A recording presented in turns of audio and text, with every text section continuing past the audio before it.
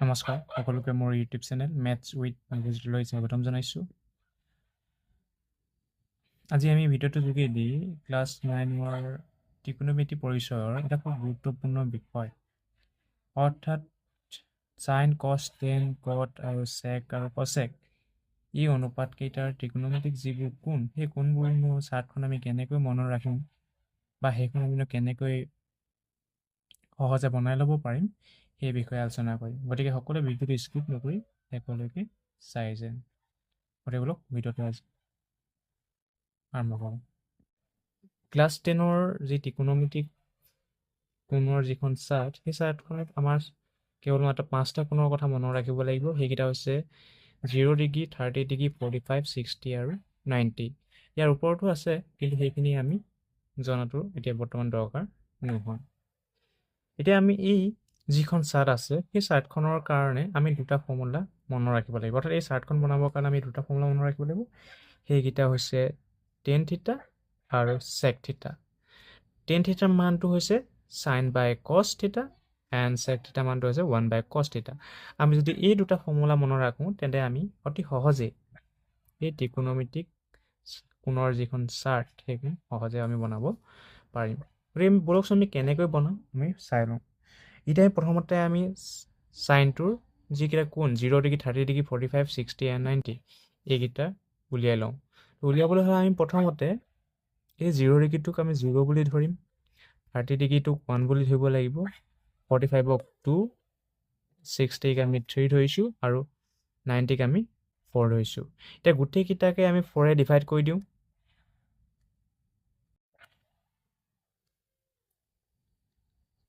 কৰিলোঁ। এতিয়া আমি এই গোটেইকেইটাৰে বৰ্গমূলটো লৈ লওঁ। এতিয়া চাওক, 0ক যদি আমি 4ৰে ডিভাইড কৰোঁ, তেন্তে 0 হ'ব। 0ৰ বৰ্গমূল কিমান? 0 হয়। সেইদৰে যদি আমি 1 বাই 4ৰ বৰ্গমূল লওঁ, 1ৰ বৰ্গমূল 1 হ'ব আৰু 4ৰ বৰ্গমূল 2। সেইদৰে যদি আমি চাওঁ, এই 2 বাই 4টোক আমি লিখিব পাৰোঁ 1 বাই 2 লিখিব পাৰোঁ, হয়নে? তো ইয়াৰ বৰ্গমূল ল'লে আমি কি হ'ব? 1ৰ বৰ্গমূল 1 আৰু 2ৰ বৰ্গমূল নাই, গতিকে এইটো ৰুটটোৱে হ'ব। এগেইন যদি আমি 3 বাই 4ৰ বৰ্গমূল লৈ লওঁ, তেন্তে কিমান পাম? 3 বৰ্গমূল নাই, ৰুট 3 হ'ব আৰু 4ৰ বৰ্গমূল 2। আৰু 4ক 4ৰে ডিভাইড কৰি দিলে 1 পাওঁ আৰু 1ৰ বৰ্গমূল হ'ব 1। গতিকে আমি সাইন 0 ডিগ্ৰী মান পালোঁ 0, সাইন 30 ডিগ্ৰী মান পালোঁ 1 বাই 2, সাইন 45ৰ মান পালোঁ 1 বাই ৰুট 2, সাইন 60 মান পালোঁ ৰুট 3 বাই 2 আৰু সাইন 90 মান পালোঁ 1। এতিয়া আমি যদি সাইনৰ কথাটো জানো, তেন্তে আমি কছৰ কথাটো জানিম। সাইনৰ যিকেইটা কৌণিক অনুপাত সেইকেইটা আমি যদি উল্টা কৰি দিওঁ, তেন্তে আমি কছৰ মানকেইটা পাম। অৰ্থাৎ সাইন 90 ডিগ্ৰী মান কছৰ 0 ডিগ্ৰী, অৰ্থাৎ কছ 0 ডিগ্ৰী ইকুৱেল টু 1 হ'ব। সাইনৰ 60 ডিগ্ৰী মান কছৰ 30, অৰ্থাৎ কছৰ 30 মান হ'ব ৰুট 3 বাই 2 আৰু কছ 45 মানটো 1 বাই ৰুট 2 হ'ব, কাৰণ ই মাজত আছে।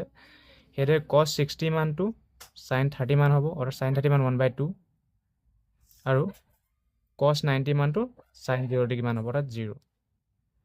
এইকেইটা নিশ্চয় বুজি পাইছে।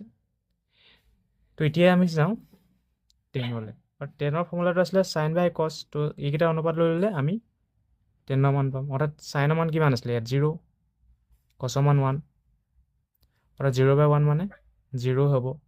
সেইদৰে যদি আমি চাওঁ, সাইনৰ মান 1 বাই 2 ডিভাইডেড বাই ৰুট 3 বাই 2। ইয়াত 2টো কেঞ্চেল যাব, অৰ্থাৎ কি হ'ব? 1 বাই ৰুট 3। সেইদৰে সাইন 45 মানটো আমি পাম 1 বাই ৰুট 2 ডিভাইডেড বাই 1 বাই ৰুট 2। ছেম আছে, গতিকে এইটো 1 হ'ব। এগেইন টেন 60 মানটো আমি পাম ৰুট 3 বাই 2 ডিভাইডেড বাই 1 বাই 2। 2টো কেঞ্চেল যাব, গতিকে আমি কি পাম? অনলি ৰুট 3 পাম। এগেইন 1090 মানটো আমি কিমান পাম? 1 বাই 0। 0 যিহেতু কোনো সংখ্যা হৰণ নাযায়, গতিকে এইটো আমাৰ সংখ্যাবদ্ধ নহ'ব। এতিয়া আমি যদি 10ৰ মানকেইটা পালোঁ, গতিকে কটটো আমি 10ৰ উল্টা কৰি দিলেই হ'ল। অৰ্থাৎ 10 90 ডিগ্ৰী মান হ'ব, কট 0 ডিগ্ৰী মান, অৰ্থাৎ কট 0 ডিগ্ৰী মানটো সংখ্যাবদ্ধ নহয়। 10 60 মান ৰুট 3, গতিকে কট 30 মান ৰুট 3 হ'ব। 10 45 মান যিটো কটৰ সেইটো হ'ব, অৰ্থাৎ 1 হ'ব।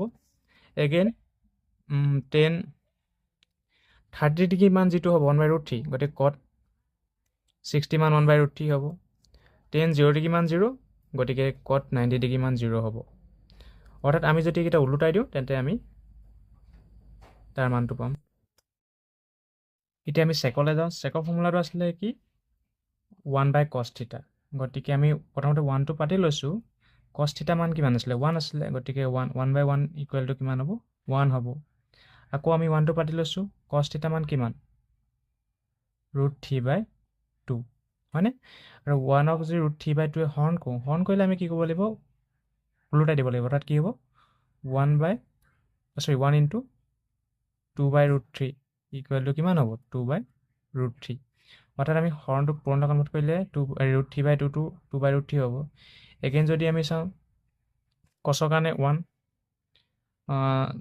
cosৰ মানটো আছিলে 1/√2 গতিকে এইটো 1/√2 হ'ব এটুকু যদি উল্টাই দিওঁ তেন্তে আমি ইয়াৰ আনসাৰটো পাম √2 পাম ঠিক আছে ইয়াত আকৌ 1 হ'ব আৰু cosৰ মানটো আছিলে 1/2 গতিকে ইয়াক উল্টাই দিলোঁ আমি কি পাম 2 পাম এগেইন কি কয় সেকৰ মান পাবলৈ হ'লে আমি প্ৰথম 1 পাতিব লাগিব আৰু cosৰ মানটো 0 গতিকে 0 এইটো হৰণ নাযায় গতিকে এইটো সংখ্যাবদ্ধ নহয় অৰ্থাৎ আমি কিমান পালোঁ sec 0 ডিগ্ৰী মান 1 sec 30 মান পালোঁ 2/√3 sec 45 মান পালোঁ √2 sec 60 মান পালোঁ 2 আৰু sec 90 ডিগ্ৰী মান সংখ্যাবদ্ধ নহয় গতিকে আমি সেকক উল্টা কৰিলে cos পাম cosec পাম তো sec 90 ডিগ্ৰী মান যিটো cos 0 ডিগ্ৰী মান সেইটো হ'ব তো সংখ্যাবদ্ধ নহয় তো sec 60 ডিগ্ৰী মান যিটো cosec 30 হ'ব অৰ্থাৎ 2 sec 45 মান যিমান cosecও একেটাই হ'ব অৰ্থাৎ √2 হ'ব এগেইন sec 30 মান যিমান 2/√3 গতিকে এইটো cosec 60 মান হ'ব 2/√3 আৰু sec 0 ডিগ্ৰী মান 1 গতিকে cosecৰ মানটো হ'ব আৰু cosec 90 মান হ'ব 1 চাৰ্টখন নিশ্চয় আপোনালোকে বুজি পালে যদি ভিডিঅ'টো চাই ভাল পাইছে তেন্তে ভিডিঅ'টো প্লিজ লাইক কমেণ্ট আৰু শ্বেয়াৰ কৰি দিব আৰু যদি আপুনি মোৰ চেনেলটো নতুন তেন্তে এনে ধৰণৰ ভিডিঅ' পাই থাকিবৰ কাৰণে প্লিজ চেনেলটো ছাবস্ক্ৰাইব কৰি দিব থেংক ইউ